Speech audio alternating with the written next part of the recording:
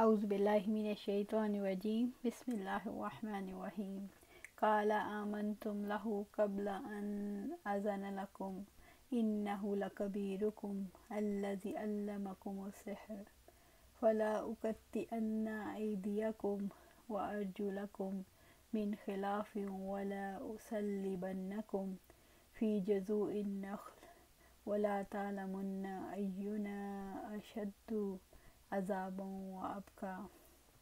فرعون نے کہا تم اس پر ایمان لے آئے ہو اس سے پہلے ہی کہ میں تمہیں اس کی اجازت دیتا، یقیناً وہ ضرور تمہارا بڑا ہے جس نے تمہیں جادو سکھایا، بس یقیناً میں ضرور تمہارے ہاتھ پاؤں مخالف سمتوں سے کاٹوں گا اور میں کھجور کے تنوں پر تمہیں ضرور پھانسی دوں گا اور تمہیں ضرور معلوم ہو جائے گا کہ ہم میں سے کون عذاب دینے میں زیادہ سخت اور زیادہ باقی رہنے والا ہے۔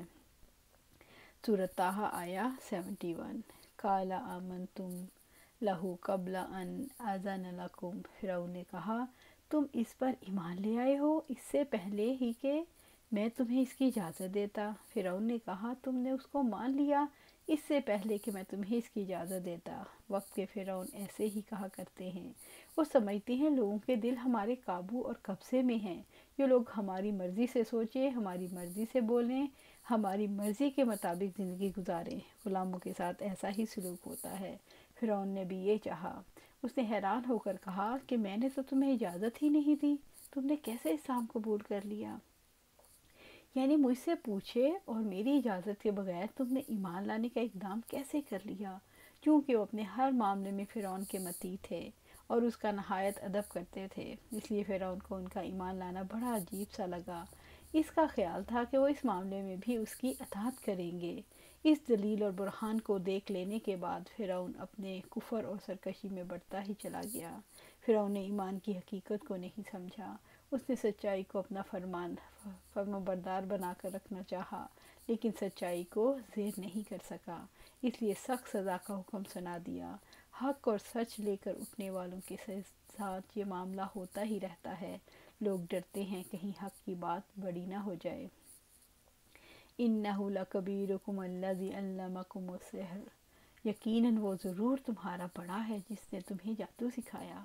موسیٰ علیہ السلام جادوگروں کو جانتے تک نہیں تھے، لیکن جب جادوگروں نے ایمان لانے کا فیصلہ کیا تو فوراً الزام تراشی کا رویہ سامنے آ گیا۔ اندر کی خرابی کھل کے سامنے آئی۔ اس نے کہا یہ تو تمہارا بڑا ہے، اس نے تو تمہیں جادو سکھایا ہے۔ فرعون نے اپنی خفت مٹانے کے لیے یہ ظاہر کیا کہ موسیٰ علیہ السلام اور ہارون علیہ السلام کو جادوگروں پر جو غلبہ حاصل ہوا ہے ان کے آپس کے گٹھ جوڑ کی وجہ سے ہے اور ان کی سازش کی وجہ سے جو فرعون اور اس کی قوم کے خلاف تھی، اور ان کو سرزمین مصر سے باہر نکال دیں۔ رب العزت نے فرمایا فرعون نے کہا تم اس سے پہلے ہی اس پر ایمان لے آئے ہو کہ میں تمہیں اجازت دوں، یقیناً یہ تو ایک سازش ہے جو تم نے شہر میں کی ہے تاکہ تم اس کے باشندوں کو یہاں سے نکال دو، سو تم بہت جلد ہی جان لو گے۔ سورۃ الاعراف آیا 123۔ اسی طرح سورۃ زخرف میں اللہ سبحانہ تعالیٰ فرماتے ہیں سو اس نے اپنی قوم کو ہلکا کر دیا تو انہوں نے اس کی اطاعت کی، یقیناً وہ نافرمان لوگ تھے۔ سورۃ الزخرف آیا 54۔ بس یقیناً میں ضرور تمہارے ہاتھ پاؤں مخالف سمتوں سے کاٹوں گا اور میں کھجوروں کے تنوں پر تمہیں ضرور پھانسی دوں گا۔ فرعون نے طاقت کے ذریعے حق کو دبانے کی کوشش کی۔ فرعون نے جادوگروں کو دھمکی دی کہ تمہارے ہاتھ پاؤں مخالف سمتوں سے کٹواؤں گا اور کھجوروں کے تنوں پر سولی دوں گا۔ فرعون کو تو پتہ چل گیا کہ میرا جادوگروں کے دل پر کوئی اختیار نہیں، دل تو اللہ کی 2 انگلیوں میں ہے، وہ جیسے چاہے ان کو پھیر دے۔ ایمان کی بشاشت جب دلوں میں شامل ہو جائے تو انسان پیچھے نہیں ہٹ سکتا۔ وَلَا أُصَلِّبَنَّكُمْ فِي جُذُوعِ النَّخْلِ، اور میں کھجوروں کے تنوں پر تمہیں ضرور پھانسی دوں گا۔ سولی دینے کی سزا دینے کی قدیم ترین سزاؤں میں سے ایک سزا ہے، اور جب تک حکومت نے سولی گھر نہیں بنوائے تھے قدیم ترین طریقہ یہی درختوں پر لٹکا دینے کا تھا، اور کھجور کے درخت مصر میں عام تھے۔ وَلَا تَعْلَمُنَّ أَيُّنَا أَشَدُّ عَذَابًا وَأَبْقَىٰ، اور تمہیں ضرور معلوم ہو جائے گا کہ ہم میں سے کون عذاب دینے میں زیادہ سخت اور زیادہ باقی رہنے والا ہے۔ فرعون نے کہا کہ میں تمہیں ایسی سزا دوں گا پھر تمہیں پتہ لگ جائے گا کہ کس کا عذاب زیادہ سخت اور دیر پا ہے۔ قالوا لن نؤثرك على ما جاءنا من البينات والذي فطرنا فاقض ما انت قاض انما تقضي هذه الحیاة الدنیا۔ جادوگروں نے کہا ہم تمہیں ان پر ہرگز ترجیح نہیں دیں گے جو واضح دلائل میں سے ہمارے پاس آ گئے ہیں، اور نہ ہی اس ذات پر جس نے ہمیں پیدا کیا۔ چنانچہ فیصلہ کرو جو تم فیصلہ کرنے والے ہو، یقیناً تم صرف اس دنیا کی زندگی کا فیصلہ کرو گے۔ سورۃ طٰہٰ آیہ 72۔ قالوا لن نؤثرک، جادوگروں نے کہا ہم تمہیں ان پر ہرگز ترجیح نہیں دیں گے، یعنی ہم تیری عبادت اور تیری اطاعت کو ہرگز اختیار نہیں کریں گے اور تمہارے دین کی ہرگز پیروی نہیں کریں گے۔ الحمدللہ۔ علی ما جاءنا من البینات، جو واضح دلائل میں سے ہمارے پاس آ گئے ہیں۔ ابن عباس کہتے ہیں رضی اللہ تعالیٰ عنہ، جو ہمارے پاس روشن دلیلیں آ گئیں یعنی یقین اور علم آیا، یعنی جو علم اور یقین ہمیں نصیب ہوا ہے تم اب ہمیں نہیں پھیر سکتے، چاہے کاٹ ڈالو یا برباد کر دو، پرواہ نہیں۔ یعنی ہمارے پاس ایسی واضح نشانیاں آئی ہیں جو ہماری لیے دلیل اور رہنمائی ہیں۔ اللہ تعالیٰ ہی ہمارا رب ہے جو ایک ہے، قادر ہے، مالک ہے، وہ عظیم ہے، اس کے سوا کسی معبود کی کوئی حقیقت نہیں۔ والذی فطرنا، اور نہ ہی اس ذات پر جس نے ہمیں پیدا کیا۔ جادوگروں نے فرعون کی دھمکی کا یہ جواب دیا کہ ہم روشن نشانیاں آنے کے بعد سچائی پر تجھے ترجیح نہیں دے سکتے۔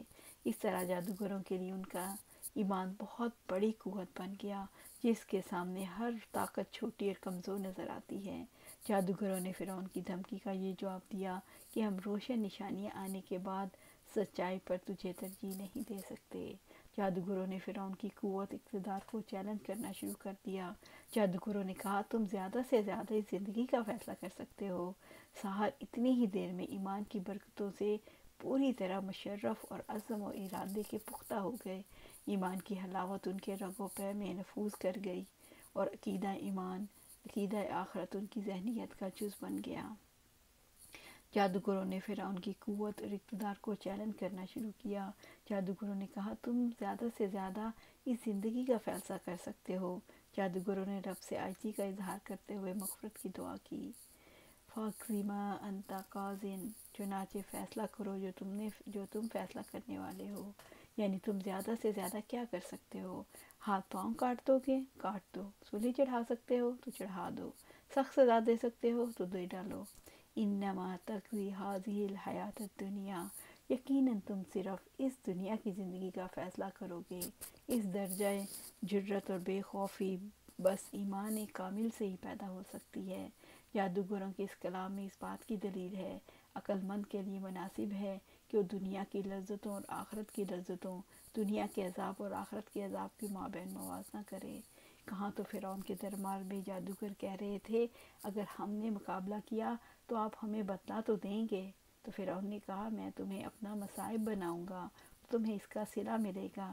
لیکن اب جادوگروں کا کیا حال ہے کہ کہتے ہیں تم جو کرنا چاہتے ہو کر لو، زیادہ سے زیادہ کیا کھینچو گے؟ جان، ہماری جان جو پہلے ہی بکی ہوئی ہے۔ مال کھینچو گے، وہ تو رب کا ہے، ہمارے پاس ہے ہی کیا، اپنا تو کچھ بھی نہیں۔ مومن تو بڑے سکون میں ہوتا ہے کیونکہ مومن کے پاس جو کچھ ہے وہ رب کی امانت ہے، لہٰذا مومن بے فکر ہوتا ہے۔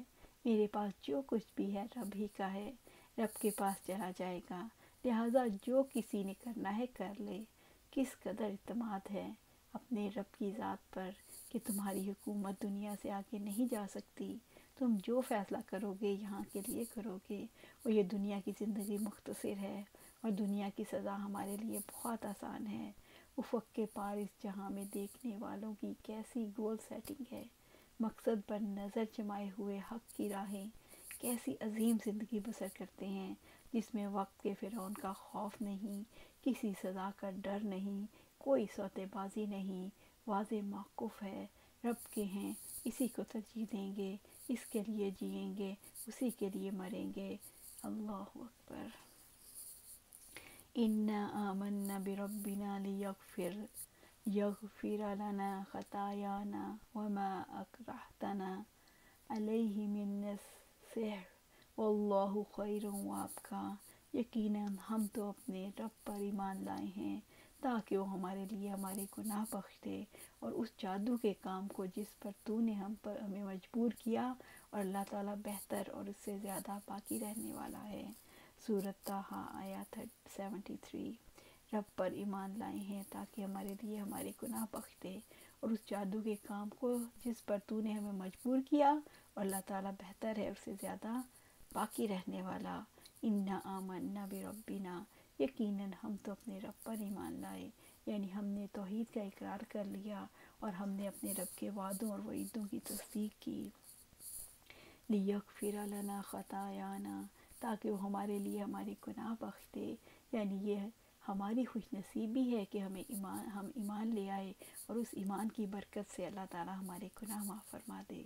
وما اکرہتنا علیہ من السحر، اور اس جادو کے کام کو جس پر تو نے ہمیں مجبور کیا، یعنی ہم اپنے رب سے امید ہے ہمیں کہ ہم جادو کے جرم پر معاف کر دیے جائیں گے، جس کے ذریعے تو نے ہمیں حق کا مقابلہ کرنے کی لالچ دی۔ تیرے کہنے سننے سے ہم اللہ کے نبی کے خلاف مقابلے کے لیے ڈٹ گئے۔ واللہ خیر وابقی، اور اللہ تعالیٰ بہتر اور سب سے زیادہ باقی رہنے والا ہے، یعنی ہم تو اللہ ہی کو ترجیح دیں گے جو بہترین اور باقی رہنے والا ہے۔ سبحان اللہ، جادوگر کیسے ایمان پر ثابت قدم ہو گئے۔ ایمان انسان کے اندر ایسی ہی تبدیلی لے کر آتا ہے۔ جادوگروں نے فرعون کے مقابلے میں رب کی برتری کا اظہار کیا، انہوں نے کہا واللہ خیر وابقی، اور اللہ بہتر ہے اور سب سے زیادہ باقی رہنے والا ہے۔ ایک ہی نشست میں ایمان کس درجے پر پہنچ گیا۔ انہ من یأت ربہ مجرما فإن لہ جہنم لا یموت فیہا ولا یحیا۔ بلا شبہ جو شخص اپنے رب کے سامنے مجرم بن کر آئے گا تو یقیناً اس کے لیے جہنم ہے، اس میں وہ نہ مرے گا اور نہ جیے گا۔ سورۃ طٰہٰ آیت 74۔ انہ من یأت ربہ مجرم، بلا شبہ جو شخص اپنے رب کے سامنے مجرم بن کر آئے گا۔ مجرم بننے کا مطلب یہ ہے انسان کے سامنے اللہ تعالیٰ کی نشانیاں آئیں اور وہ ان سے نصیحت حاصل نہ کرے، اس کے سامنے حق کو عقلی دلائل کے ذریعے کھولا جائے اور وہ اس کو قبول نہ کرے، اور مادی مجلسوں سے اٹھ کر اللہ تعالیٰ کا اعتراف نہ کرے۔ وَإِنَّ لَهُمْ جَهَنَّمَ، تو یقیناً اس کے لیے جہنم ہے، مرتے دم تک کفر پر جمے رہنے والوں کے لیے جہنم ہے۔ لا یموت فیہا ولا یحیا، اس میں وہ نہ مرے گا اور نہ جیے گا، یعنی جو اللہ تعالیٰ کا انکار کرے اور مرتے دم تک کافر رہے، اس جہاں سے چلا جائے۔ جہنم کا عذاب بہت ہی سخت، جس کی ہتھ کڑیاں بہت بڑی، جس کی گہرائی بہت زیادہ، اور جس کی گرمی اور سردی بہت المناک ہوگی، اور جہنم میں ایسا عذاب دیا جائے گا جو دل اور جگر کو پگھلا کر رکھ دے گا۔ جہنم کے عذاب کی ایسی شدت ہوگی، جس کو عذاب دیا جائے گا وہ اس عذاب میں مرے گا نہ جیے گا، نہ وہ مرے گا اس کی جان چھوٹ جائے، اور نہ جیے گا کہ وہ زندگی سے لذت اٹھا سکے۔ اس کی زندگی قلبی، روحانی اور جسمانی عذاب سے لبریز ہوگی، جس کا اندازہ نہیں کیا جا سکتا۔ یہ عذاب ایک گھڑی کے لیے بھی اس سے دور نہ ہوگا۔ وہ اس مدد کے لیے پکارے گا لیکن اس کی مدد نہ کی جائے گی، وہ دعائیں کرے گا لیکن اس کی دعا قبول نہ ہوگی۔ ہاں، جب وہ پانی مانگے گا تو اسے پینے کے لیے ایسا پانی دیا جائے گا جو تیل کی تلچھٹ کی طرح مہکا ہوگا، جو چہروں کو بھون کر رکھ دے گا۔ جب وہ پکارے گا تو اس کو جواب دیا جائے گا۔ اللہ تعالیٰ فرمائے گا یہیں خوار رہو اور مجھ سے بات نہ کرو۔ سورۃ مومنون آیت 108۔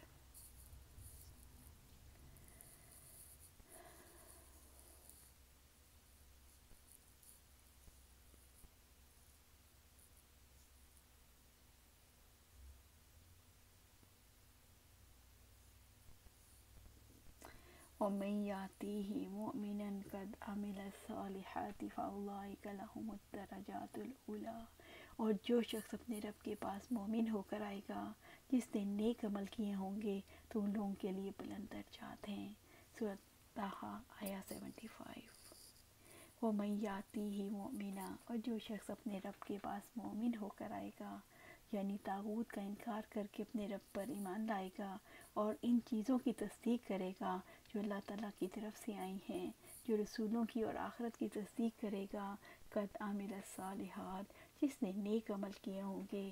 ابن عباس کہتے ہیں جس نے فرائض ادا کیے ہوں گے، جس نے شریعت پر عمل کیا، جس نے فرائض ادا کیے اور نواہی سے اجتناب کیا، جس نے واجبات کے ساتھ مستحب اعمال بھی انجام دیے، فَأُولَئِكَ لَهُمُ الدَّرَجَاتُ الْعُولیٰ، تو ان لوگوں کے لیے بلند درجات ہیں، یعنی ایسے لوگوں کے لیے اللہ تعالیٰ کا قرب ہے۔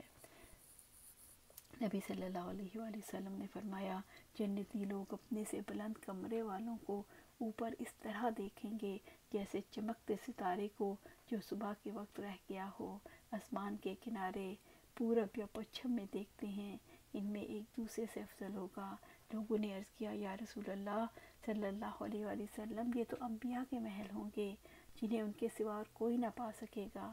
آپ صلی اللہ علیہ وآلہ وسلم نے فرمایا، نہیں، اس ذات کی قسم جس کے ہاتھ میں میری جان ہے، یہ ان لوگوں کے لیے ہوں گے جو اللہ تعالیٰ پر ایمان لائے اور انبیاء کی تصدیق کی۔ ابو ہریرہ رضی اللہ تعالیٰ عنہ سے روایت ہے کہ ہم رسول اللہ صلی اللہ علیہ وآلہ وسلم کے پاس بیٹھے ہوئے تھے تو آپ صلی اللہ علیہ وآلہ وسلم نے فرمایا، میں نے خواب میں جنت دیکھی، میں نے اس میں ایک عورت کو دیکھا جو ایک محل کے کنارے وضو کر رہی تھی۔ میں نے پوچھا، یہ کس کا محل ہے؟ تو فرشتوں نے بتایا، یہ عمر بن خطاب رضی اللہ تعالیٰ عنہ کا محل ہے۔ مجھے ان کی غیرت یاد آئی اور میں وہاں سے فوراً لوٹ آیا۔ یہ سن کر عمر رضی اللہ تعالیٰ عنہ رو دیے اور کہنے لگے، یا رسول اللہ صلی اللہ علیہ وآلہ وسلم، کیا میں آپ صلی اللہ علیہ وسلم کے ساتھ بھی غیرت کروں گا؟ موسیٰ اشعری نے بیان کیا اور ان سے ان کی والدہ نے، ان کے والد نے، کہ نبی صلی اللہ علیہ وسلم نے فرمایا، جنتیوں کا خیمہ کیا ہے؟ ایک موتی ہے خولدار جس کی بلندی اوپر کو 30 میل تک، اور اس کے ہر کنارے پر مومن کی ایک بیوی ہوگی جسے دوسرے دیکھ نہ سکیں گے۔ رسول اللہ صلی اللہ علیہ وسلم نے فرمایا، جنت میں 100 درجے ہیں، ہر 2 درجوں میں اتنا فاصلہ ہے جتنا آسمان اور زمین میں، اور فردوس سب سے اوپر کا درجہ ہے، اس میں سے جنت کی 4 نہریں بہتی ہیں اور اس کے اوپر عرش ہے۔ پھر جب سوال کرو تو تم اللہ سے فردوس کا سوال کرو۔ اسی طرح آپ صلی اللہ علیہ وسلم نے فرمایا، جب تم مجھ پر درود بھیجو تو میرے لیے اللہ سے وسیلہ کی دعا کرو۔ صحابہ کرام رضی اللہ عنہم نے عرض کیا، یا رسول اللہ وسیلہ کیا ہے؟ آپ صلی اللہ علیہ وسلم نے فرمایا، جنت میں اعلیٰ ترین درجہ ہے جو صرف ایک آدمی کو حاصل ہوگا، اور میں امید کرتا ہوں وہ میں ہی ہوں گا۔ اللہ سبحانہ تعالیٰ سے دعا ہے کہ ہمیں جنت الفردوس میں جگہ دے، اور یہ رمضان ہے اور اس میں ہم اپنے آپ کو دوزخ سے بچائیں اور جنت کا حقدار بنائیں۔ اللہ سبحانہ تعالیٰ سے دعا ہے ہم قرآن و سنت پر عمل کریں اور اس پر استقامت ہمیں دے۔ آمین یا رب العالمین۔